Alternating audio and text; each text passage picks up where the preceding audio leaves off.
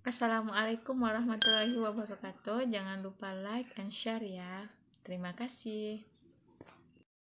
Review sedikit mengenai kurva pasar persaingan sempurna dari shock equilibrium.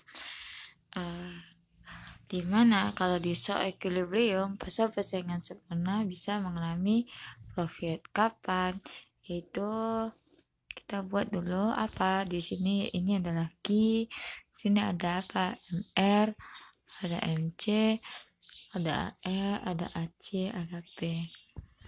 Nah, sempurna gimana? Kita buat MC dulu. MC, kemudian ada kurva MR. Dimana MR sama dengan P sama dengan AR. Atau bisa juga sama dengan D. Keseimbangan terjadi pada saat apa kemarin, yaitu pada saat MR sama dengan MC. Itu di mana? Nih, ML sama dengan MC, yaitu di E. Titik E.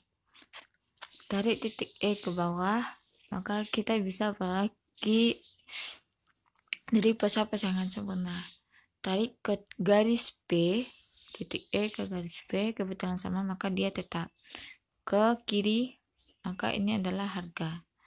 Untuk mencari C gimana? Berarti ada AC di sini. Ingat, AC dipotong oleh MC pada saat AC minimum. Sini.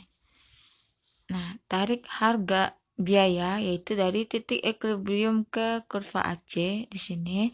Kemudian ini dikatakan dengan A misalnya. Tarik A ke kiri.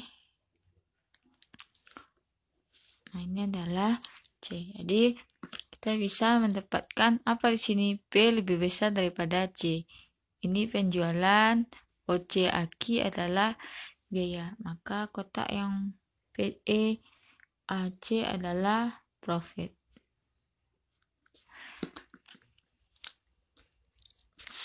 Kemudian ada loss. Loss minimum. Itu sama ya, ada MC, kemudian ada MR. MR sama dengan AR sama dengan P sama dengan D. Keseimbangan pada saat MR sama dengan MC yaitu di E. Tarik ke bawah itu adalah Q, tarik dia ke titik P sama ya. Ke kiri maka dapat P, kemudian dia rugi, berarti AC di atas pada AR. Nah, ini adalah AC. Tarik titik E ke atas. A dan tarik ke kiri. Maka biaya OC aki penjualan OP eki, maka ini adalah rugi atau loss. Kemudian ada break even point. Nah, break even point gimana? Berarti tidak ada untung, nggak ada rugi. MS sama dengan AR sama dengan P. Kemudian ada MC. Tarik ke bawah dapat Q, ini equilibrium, ini adalah P. Kalau break even point harga sama dengan biaya. Jadi biaya juga di sini. Berarti titik potong MC di sini juga. Ini adalah AC. Nah, apa beda dengan pasar monopoli? Kita lihat untuk pasar monopoli. Untuk profit dahulu. Kemarin saudara sudah buat tugas dan sudah meresum materi yang sudah ibu berikan. Nah, MC ternyata sama ya di pasar monopoli maupun di pasar sempurna. Kenapa? Karena kan sama. Kalau biaya penjualan, biaya kan sama biasanya. Ini adalah MC. Kemudian yang membedakan apa? Kurva dari MR dan AR-nya. Kalau MR dan AR di pasar sempurna itu horizontal, sedangkan di pasar monopoli dia gini kan? Nih. Yang mana yang AR? Yang di atas AR atau yang di bawah? Oke, benar ya. Jadi ini adalah MR, ini adalah AR sama dengan E sama dengan D. Nah, kemarin kita udah tahu bahwa keseimbangan itu pada saat MR sama dengan MC. Mana nih MR? Ini MR. MR yang sama dengan MC, garis MR sama dengan MC yaitu di titik, ini dia, ya kan, bukan ini, yang ini, perpotongan MR dengan MC itu di titik equilibrium. Tarik dia ke bawah, maka kita bisa memperoleh apa? Yaitu bisa memperoleh Q yang dihasilkan oleh pasar persaingan monopoli. Menentukan harga gimana? Tarik dia ke kurva harga. Nah, ini dia. Ini ada P kan, berarti tarik dia ke atas.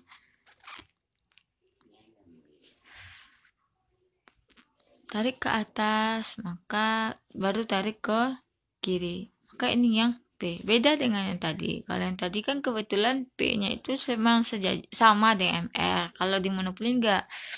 MR enggak sama dengan P. Gitu. Jadi, maka cari ke garis P. Kemudian biaya gimana? Berarti harus ada kurva AC di sini. Buat kurva AC. Nah, misalnya ini AC. Maka tadi kan sudah cari titik keseimbangan yang menyentuh AC. Nah, ini dia kan. Kita buatlah di sini misalnya B. Kemudian kita tarik ke kiri yaitu C. Maka inilah yang dikatakan dengan kotak apa? Ini adalah yang profit. Kenapa profit? Karena ini penjualan, ini biaya. Berarti kalau penjualan kurang biaya, berarti sebesar ini adalah keuntungan. Gitu. Itu untuk pasar monopoli. Kemudian loss-nya gimana? Berarti sama ya. Ini adalah Q, kemudian ada MR, ada AR, ada MC, ada AC, ada P, ada D. Berarti apa yang kita buat dulu? Ada MC, kemudian apa lagi? Buat dua. Ada MR dan ada AR. Mana AR sama dengan D sama dengan P. Keseimbangan apa? Pada saat MR sama dengan MC. Mana dia? Ini dia. Titik E. Tarik dia ke bawah, maka dapat Q. Tarik titik E ke atas, yaitu ke kurva P, maka kita tarik ke kiri, maka kita bisa memperoleh P. Biaya gimana? Berarti harus ada AC di sini. Dia rugi, berarti harusnya apa? Harusnya AC-nya itu di atas AR, berarti di atasnya.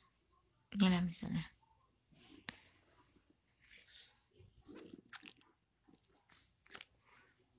Tarik titik equilibrium ke atas. Nah, ini titik B, kemudian ini adalah C. Penjualan sebesar OP AQ, sedangkan biaya sebesar OCB Q, maka apa? Maka bisa kita peroleh loss, yaitu sebesar CBAP. Jadi TR sebesar OP AQ, TC sebesar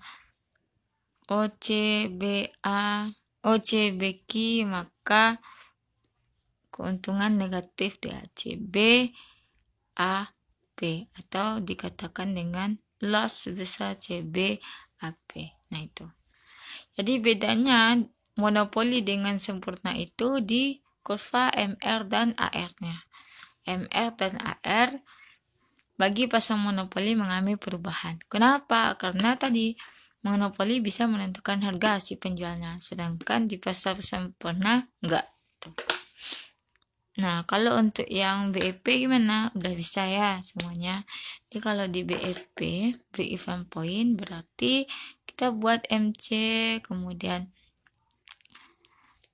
berarti ini ada MR, ada AR, ada MC, ada AC, ada P, ini adalah Q, ini MR, kemudian ada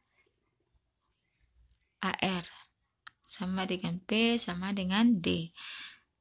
Keseimbangan ML sama dengan MC. Di titik E, tarik dia ke bawah dapat Q, tarik ke atas dapat harga monopoli. Karena dia sama berarti nanti apa di sini? Maka nanti biaya juga di sini.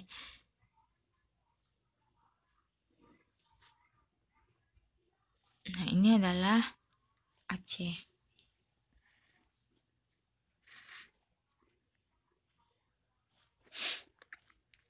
Gitu.